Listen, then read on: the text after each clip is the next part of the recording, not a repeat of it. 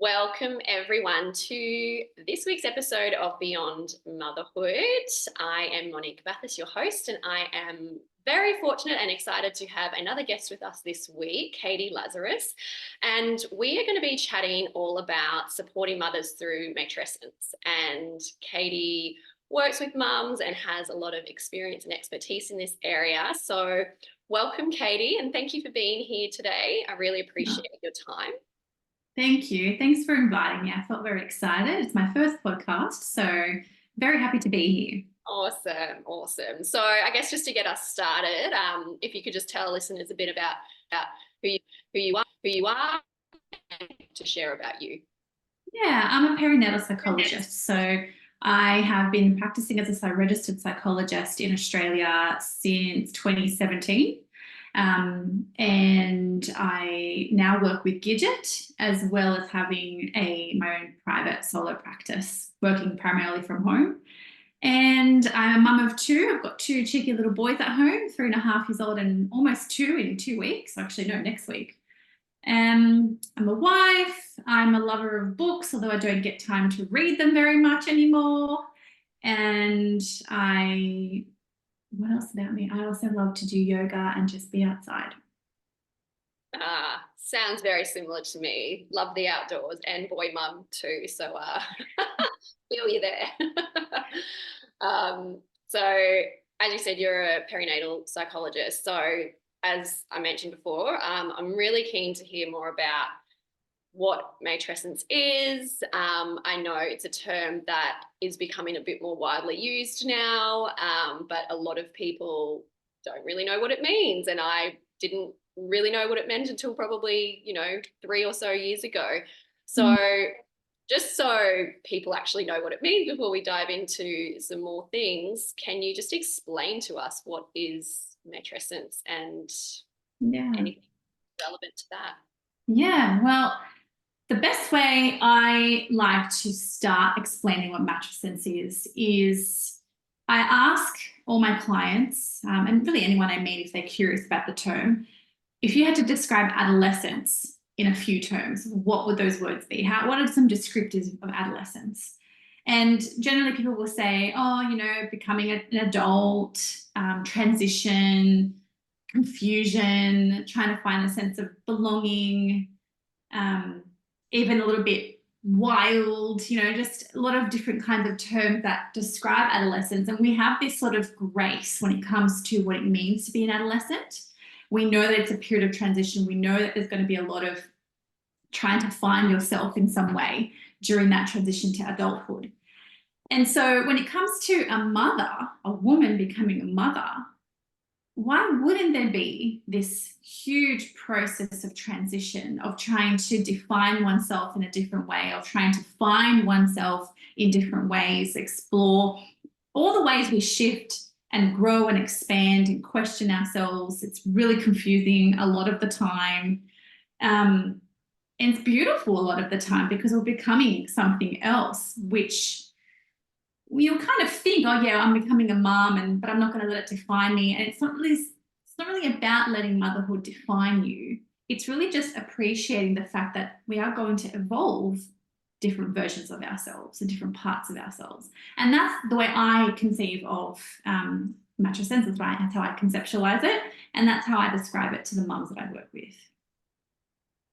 Yeah, for sure. Yeah, it is such like you said, it's like this transition. And like I remember with my first coming home from hospital, and I'm just like, what do I do? Like, I have to look after this little They've left me alone with this little person.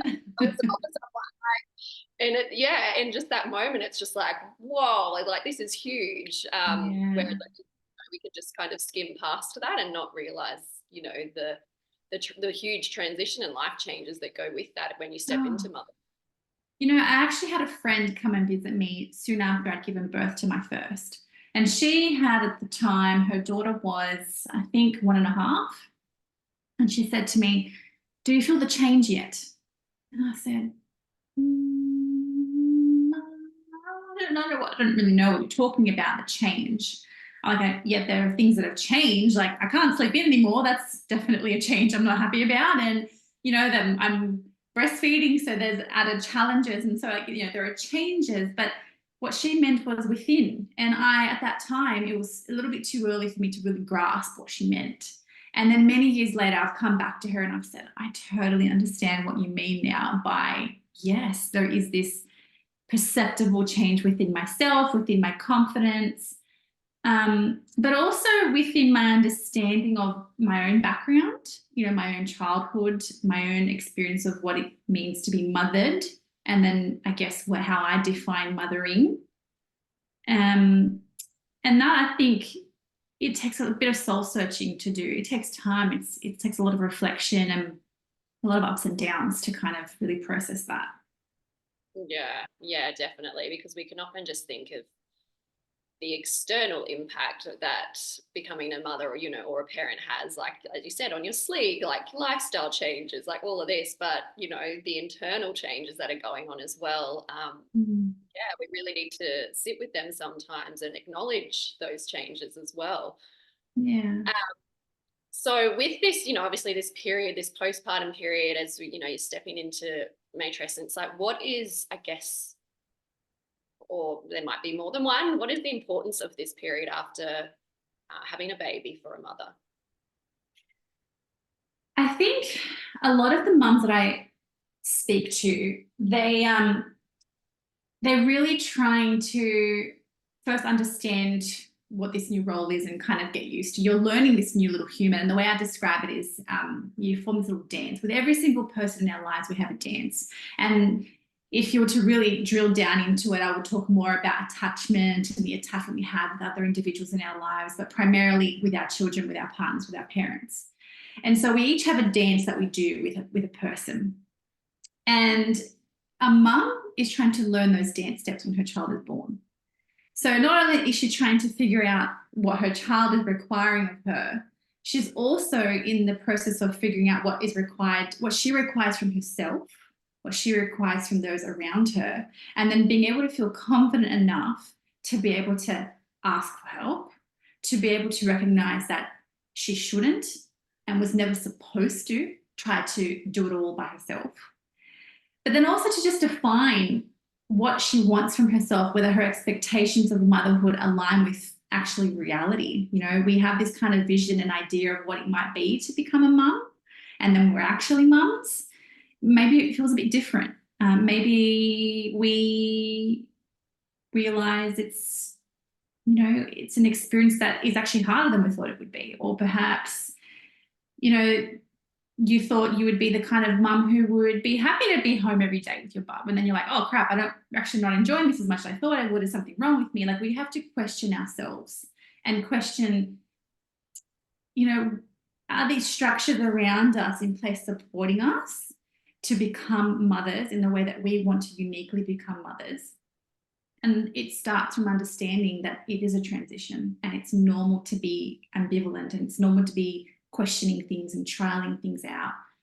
But if we don't understand that there's a transition happening and that's really normal, then we kind of just expect us to kind of fit a mold of what the mother should be, or just go back to what we were, which doesn't always really feel right either.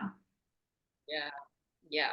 And even within that, like the different seasons that we have with the different ages of our children. Yes, absolutely. I've gone through so many shifts and things. Yes, like when I totally. first became like so much of the stuff that I know now, especially around emotional development and even just understanding my own, you know, triggers and things like that, I would never have thought of that before I had kids. No, like, no. I wasn't even and then you're just like, holy shit, like all this stuff that comes up that with, you know, the different ages, like I've got a toddler at the moment and a nearly 10-year-old, and like just between the two of them, they're at different. You would get such big, massive different transitions between the two of them, and having to be a different version of yourself for each of them as well.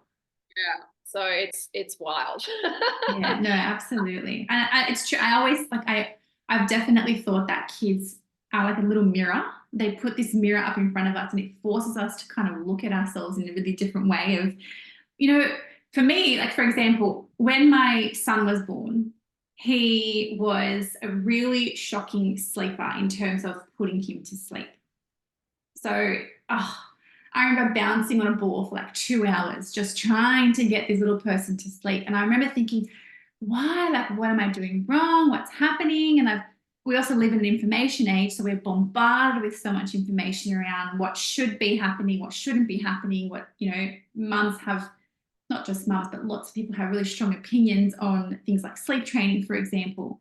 And you don't realize that there are these strong opinions about anything. Like you just thought a child slept. Like or maybe you thought maybe a child would be a little bit hard to put them to sleep, but you maybe didn't expect that there'd be an entire industry involved around baby sleep or baby food or all of those things.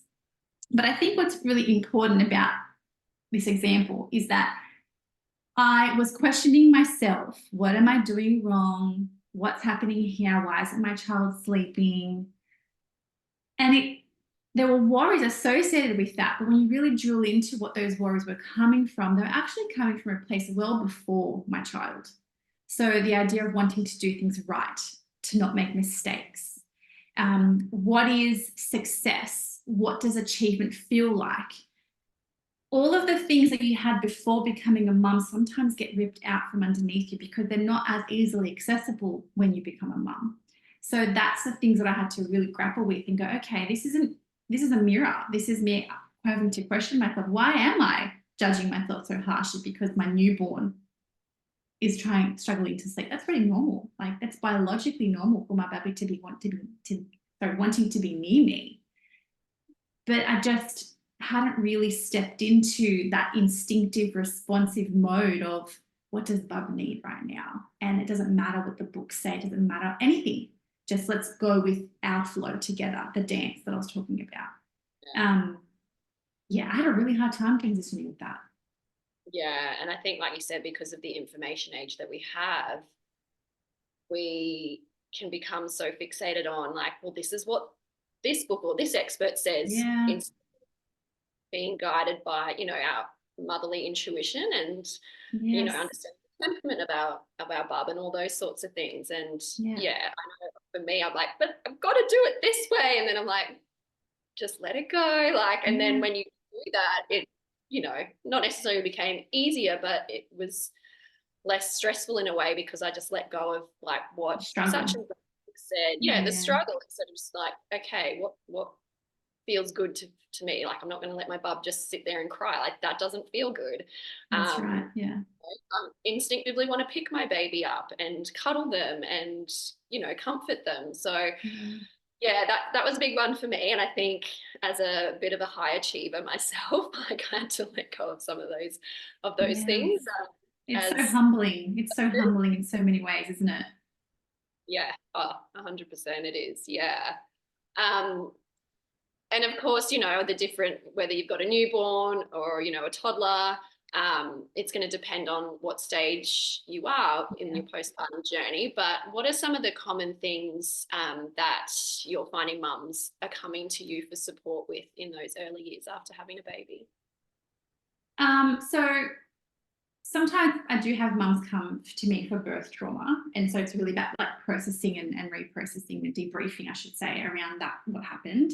But even in that, sometimes you'll find links to previous experiences that they've had in their lives that has made them particularly more, I guess, I'm not sure if sensitive is the right word to use, but I know that you have a bit of, like, you do a lot of information around nervous system regulation. And I think it's really about like what experiences in the past have led your body to feel dysregulated, and then having a traumatic experience in birth, what part of that made you feel dysregulated, and kind of links. So helping mums kind of draw those two things together and process the birth. So we do talk about that. But in general, if it's not about birth trauma, then we have a range of issues that mums come for, like low mood, a lot of anxiety and intrusive thoughts. I think a lot of mums aren't really informed over how many intrusive thoughts can actually really occur after baby's born. Our oxytocin levels are so high that it just sort of amplifies so many things. Yes, it amplifies love and it amplifies responsivity to your bub, but it also amplifies a lot of other, sometimes unwanted things. So definitely worries, anxious thoughts, intrusive things. We touched on this in terms of high achieving, perfectionism, just really struggling to feel that they're on top of things, or they feel like they're losing control, or they're not doing enough, they're not good enough. You know, that sort of narrative that follows mums a lot. A lot of mums, you know, come to therapy because maybe their own experience of mothering wasn't one that they want to replicate, and they're having to sort of, you know, create a new blueprint that they didn't have before. So that is a lot of pressure to put on a person when they're sleep deprived, trying to figure out what's going on in this whole new world. And then on top of that, put this pressure of, I'm going to make some generational change here. I'm going to do things differently. So that's, you know, I think again, because of the information age, we have a lot of motivation to want to try new things and do new things and be, I guess, I don't like the term better versions of ourselves. But I think that's the key. It's about redefining what better is rather than being better, being able to internalize good enough and not actually being good enough. And that sometimes means you need to look at what happened in your early years and understand, like, why is good enough not enough? And, you know, what am I worried about? What are my fears?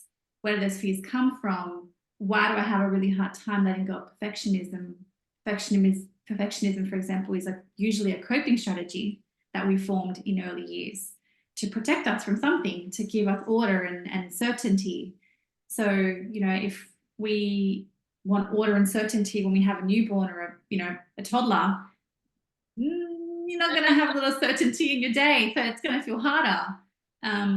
You know, if we were never really given the experience to co-regulate with someone or have our emotions heard and validated, to be seen, to be understood, if we didn't have that experience consistently, it's going to make it harder for us to be able to consistently do it for our kids. And that leads to a lot of guilt and shame around, why did I respond that way? I was really angry and I don't want to be that person. And I guess we need to normalize that all of those things happen in the trajectory of becoming a mum.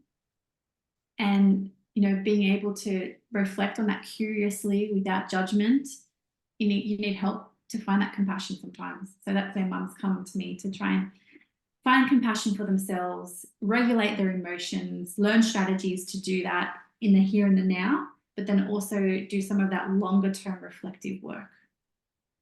I resonate with a lot of what you said, and I'm sure many of the listeners will too.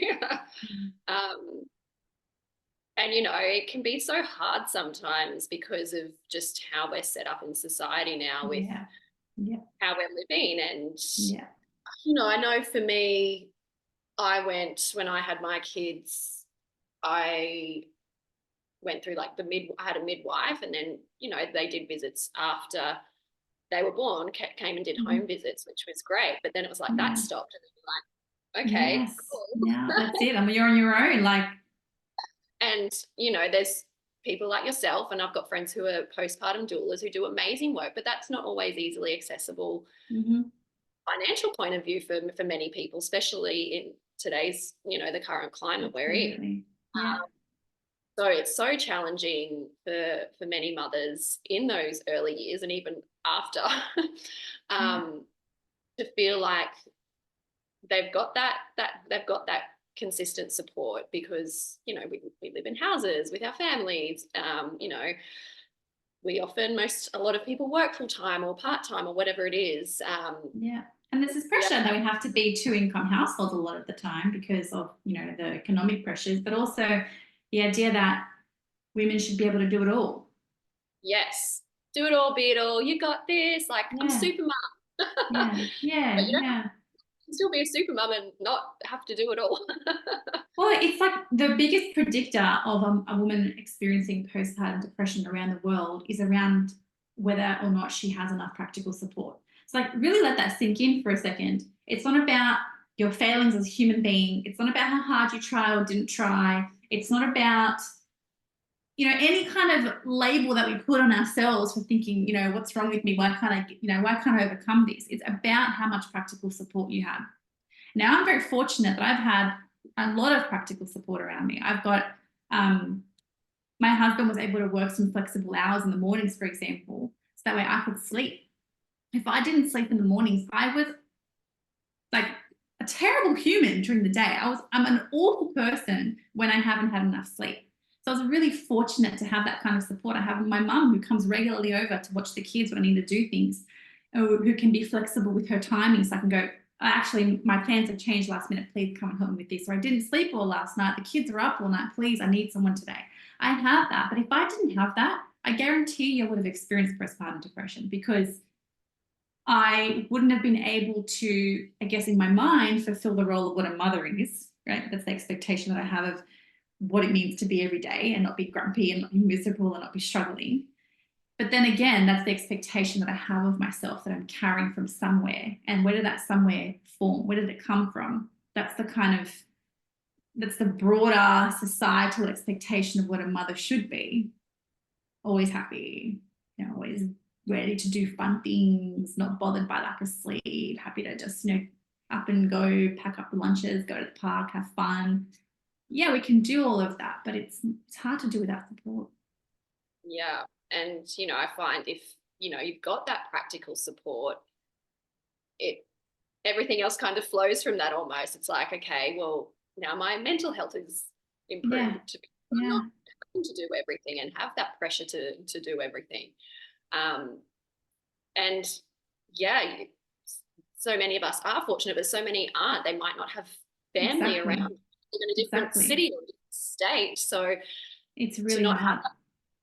And not have affordable childcare, or at least available childcare spots. That's something that I speak to many mums who are like, oh, I'm on like 5 wait lists to get into a daycare that's near my house. It's like, that's crazy to think about, not being able to access support, and then just relentlessly kind of going through grueling days without support and having nothing to access. That's really, really hard. Yeah. And the daycare thing's challenging, because then, you don't want to just put your kid in any daycare and not feel. No, right. You want to have choice. I've got a capacity, but then it's like, well, I don't feel good about that. But it's like, I don't have a choice. Like, if you've got to work, you've got to work. Yeah. So I guess just on that, like, where do you feel society as a whole or could do better in providing more support for mothers? I've been thinking about this. It's a really big, it's layered, isn't it? I was thinking maybe it helps to think about, it's really layered. So for example, before I became a perinatal psychologist, I was a school psychologist. So I worked for the public education system here in Sydney. And I was there for quite a number of years. And so I really loved working with children, because I thought at the time, this is great because early intervention is best. I'm getting in early. I can provide kids with skills and strategies to be able to carry with them, sort of as, I guess, seeds that they can perhaps carry with them into adulthood and, have a more resilient or robust mental health. And I worked in areas that were a lot of non-English speaking backgrounds and quite culturally diverse,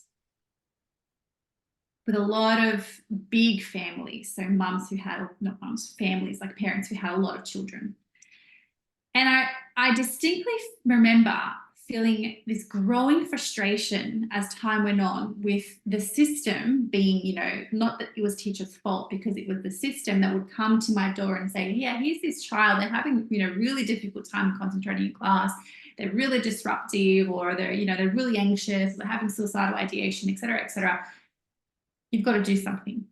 And so the onus was put kind of back on me to implement these strategies, as you think that's the psychologist's job, do the strategies, do the work, and, you improve the outcomes. And I think I started out a little bit thinking that was the case. I was quite young when I started.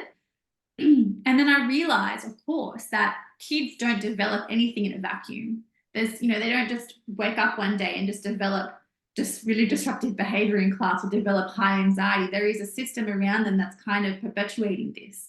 And more often than not, it came from, is the family supported at home? Is mom coping? Is she able to access the support that she needs? And do we expect her to be able to just get on with it and just know all the skills? It is really challenging to know the skills to be able to manage a toddler versus, like you said, like a 10-year-old, who is helping mama develop the strategies to navigate all these really difficult seasons? And at the same time, has she even had a break? Has she slept? Has she done anything for herself? Are the structures supporting her to believe that she has a right to do things for herself? Or is she solely just there to be a mum, I guess?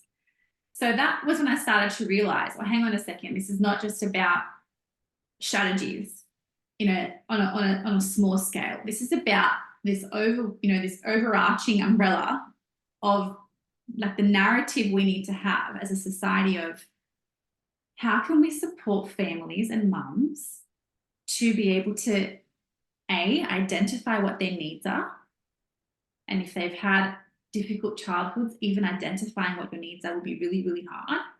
And then the next step is to be able to communicate those needs in an assertive way. And that's really challenging for lots of people to do. And to be able to communicate it without guilt or shame. Those three things are really hard because the narrative around us doesn't really support that. So, just being able to say to a mum, like, you're either working or you're with your kids. Where's the in-between? How do we support the in-between? Yes. Yeah, I mean, obviously this is probably a pipe dream, but I would love to see more support, like whether it's, postpartum doulas or perinatal psychologists, to be able to be accessed by mothers after, even within that first year or even 6 months or whatever it is. But in a way it'd be great if there was some sort of government scheme or whatever that was free, but whether it's, would be, yes. cost, like, I don't know, they're just, yeah.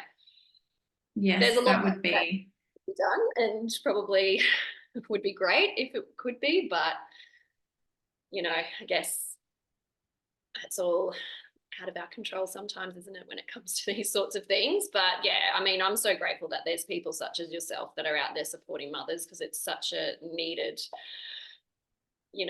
so needed for mothers in our current society and just how we're living at the moment. And there's definitely shifts happening, I feel, especially maybe not necessarily in practical support, although I do see different things getting set up by, like, for example, one of my friends, when I had my second, she had started like a meal train with a group of people. That's amazing. It's like that. So, I had someone come and deliver all this food one week, so I didn't have to cook really, and just like snacks. And then I returned the favor when I was huge help. able to do it, and not out of that sort of newborn phase where I could actually do things a bit more. So that was something that, it seems so small, but it made such a huge difference. So yeah, and it's all around that community care, I guess, really, and how we can, support each other. And, not necessarily if funds aren't there and you don't have the resources to be able to pay for a postpartum doula or anything like that, like these communities and groups that's a positive of social media, because I do see lots of different groups and things like that supporting each other in the community. Thank goodness we have it. Absolutely. It's like, it's so much about women. There are wonderful men that are very much on board with, what it takes to raise a really supported family.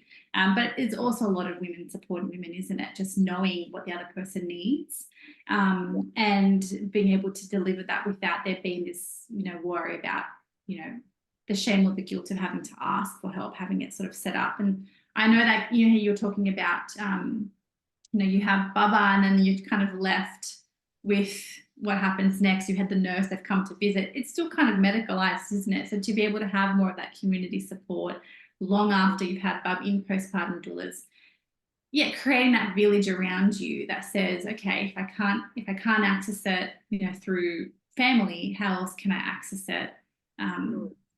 For me, I guess very much it is definitely about community growth and understanding. It is about governmental and systemic policy changes. I guess even the fact that they're slowly dragging their feet and changing parental leave and, lengthening that. I think it's really helping mums understand and kind of detach from the idea that they were supposed to do it all, because society's kind of perpetuated that idea.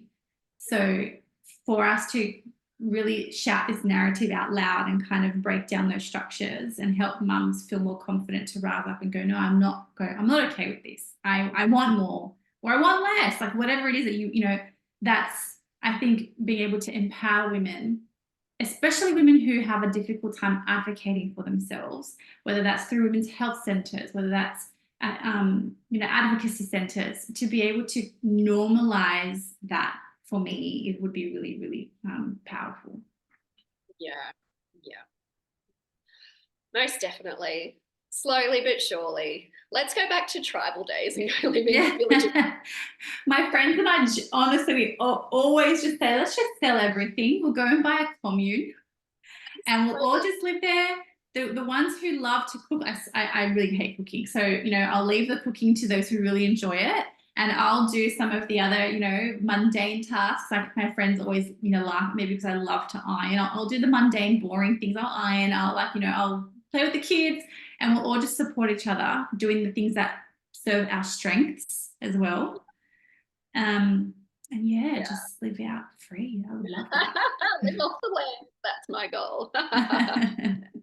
One of my sisters, they have a big farm up in the Sunshine Coast hinterland, and I'm like, can we just build a few houses on here and everyone just come and live up here? And it's so funny because that is back to basics. And so where I'm from, my family is originally from Greece. So the European model is very much what you've just described, where all the family live on one block. So when we go back to visit, sometimes I don't go very often, but when I have been, it's 3 brothers living on one lot, and then their children have built on top of their houses. They have like 3-story apartments, so to speak, and all the families live on top of each other.